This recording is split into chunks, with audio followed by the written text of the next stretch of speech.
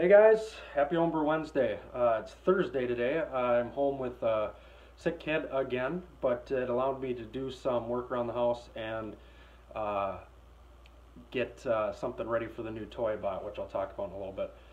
I don't know how many batches I've brewed since I did my last video, but I think I had done the IPA, but I did a stout, and then first I'll just talk about the stout. So it was a stout I used, here it is, a little sampler. I used artesian well water, which I've done in the past. So I didn't do any water chemistry. Didn't really work out. The body was lacking, is pretty bitter, just not real chocolatey, not where it could be. No flaws, like fermentation flaws or anything. So what I did is added some coffee, got some tips from the guys in the round table and added some coffee. What I did is freshly ground, coarsely ground, and I put it in a mesh bag and put it in the keg for 48 hours. So it is a coffee bomb. It helped with some of the, it helped the body. I think, yeah, the last video I did, I think I talked about this. Helped with the body a little bit, and it really, to me, it's like a coffee porter. What's awesome is I joined a homebrew club, by the way, here in Duluth, and I went there, and there's this guy that had a stout. It was one of his first batches. Some things you can improve on, but it wasn't bad, not like my first couple brews. But anyway, he used Brewer's Best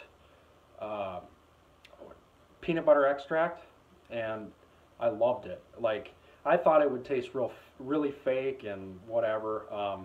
So I got some, and I've been putting it in the stout. And I didn't put it in the keg. I just, if I want a peanut butter stout, I just, I have a milliliter measurer. I found that 2 milliliters for about 12 to 16 ounces is good. There's a Dangerous Man Brewing in Minneapolis, and they have a peanut butter porter. It's very similar when I put peanut butter in this. But nice thing about this, which is different than my past coffee beers, is the flavor is great. It's like cold pressed coffee, because essentially that's what it is.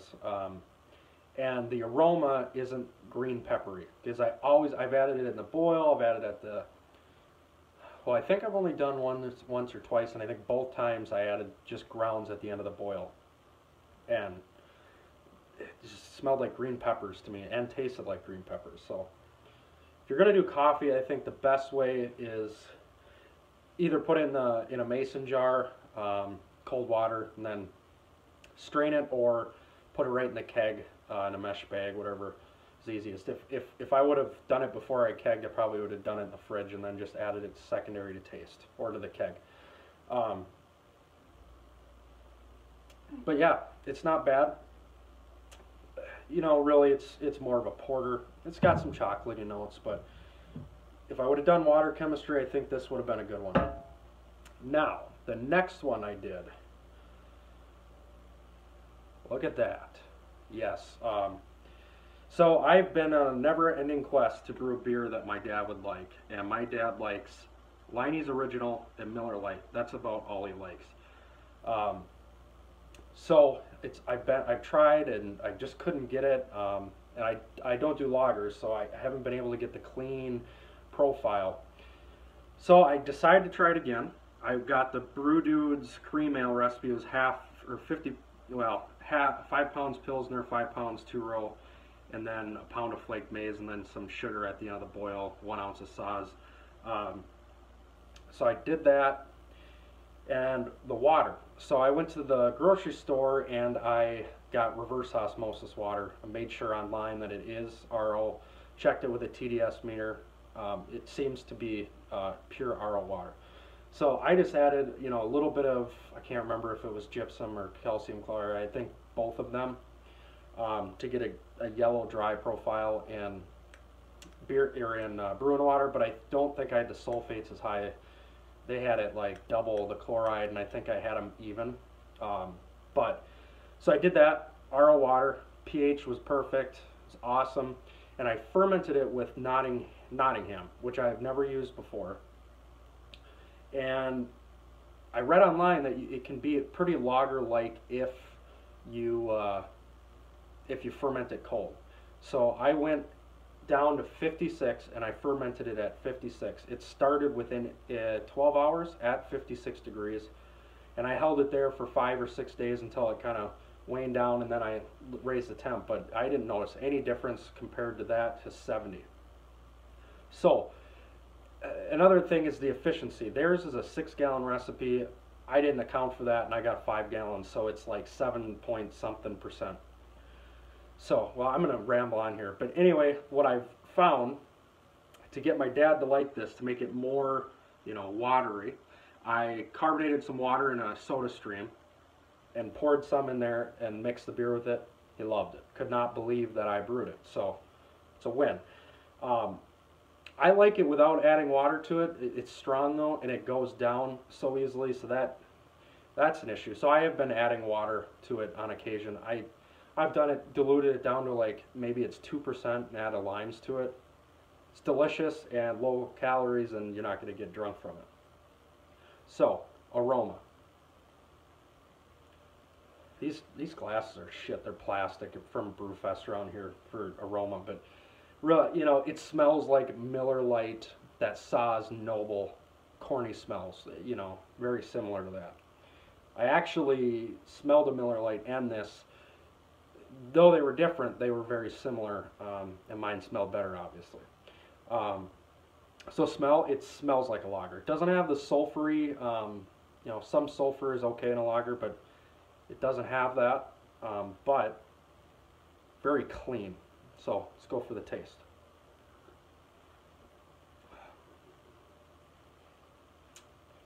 Yep. It's so good. It tastes like a lager. There is no esters. There is nothing. No DMS or anything like that. It is clean. So what I did is I harvested this yeast cake, and all I did is sanitize the mason jar and just dumped a bunch of slurry, like thick slurry, because I was brewing the next week, and I just dumped that right into the black IPA that I have in the fermentation fridge right now. It's actually close to temps 35. I'm crashing and I'm going to keg it pretty soon. But I put that yeast slurry in there, and it was actively fermenting Krausen after 4 hours. So that was pretty cool. So I harvested it again. I harvested 3 of them, and I'm not going to bother with washing it, even though it was a black dark beer into a light beer. I'm just going to give it a shot. So my next brew is going to be this, because I got a new toy. Why don't I just cut here and I'll show you what I got. Alright guys, here it is. This is my new toy. This is the Brewer's Edge Mash and Boil. It's $2.99. It's $7 shipping. So, I've been talking about electric brewing, and this just seemed like the easiest option. As you can see, I put some Reflectix, made like a jacket for it. So that helps. A couple of the dry runs that I've done so far, this seems to have held in the mash. I did just held the water at 160 degrees, and it only fluctuated by 3. 1 or 2 up and 1 down. So that's pretty good. Right now I'm seeing how long it takes to get to a boil, and I think it'll probably be around 40 minutes. The nice thing though is when you're sparging, I can easily bring it up to a boil, start bringing it up to a boil as I'm sparging, and eventually I will get a tube pump to recirculate during the mash, but right now I'm probably just going to do every 5-10 minutes, drain off like a gallon, pour it on the top. So alright, cheers. It's awesome. Alright, so yeah, I'm going to do this beer, very simple recipe, again, with the Brewer's Edge Mash and Boil, because I'm going to try to work out some kinks, and I really don't want to do a hot bomb or something and then I mess it all up. So very cheap. I bought a 50-pound bag of 2-row. So that recipe, because I have the yeast, it was like $9, and it's going to be, I'm going to make 6 gallons. So Can't beat that. Super cheap. But water, again, I use the RO water for that black IPA. Did the, you know, I built it up. pH was perfect. Taste on that is awesome. So I've had this funny flavor in my beers. Though they've been good, there's something like it's just people try it and they're like, I don't know what you're talking about, but I could taste it in every single one of my beers. The minute I used RO water, or if I use artesian well water, I don't taste it. So I'm wondering if there's something in the pipes or something that's not getting filtered out. Maybe I'm not filtering the water slow enough. But anyway, I'm not going back. I'm just going to get RO water. It's better than filtering. I can get the grocery store is a mile away, and fill up a couple buckets. It's like $2.50. It's way better. So if you guys are trying water and you don't want to do ward labs or your city water report, you're worried that it fluctuates, which I think ours does significantly. Buy RO water. It's cheap, and then you can build it in brewing water. And it's super simple. So, and you don't have to worry about chlorine because that's all taken out. So yeah, delicious. And guys, I apologize. I'd really like to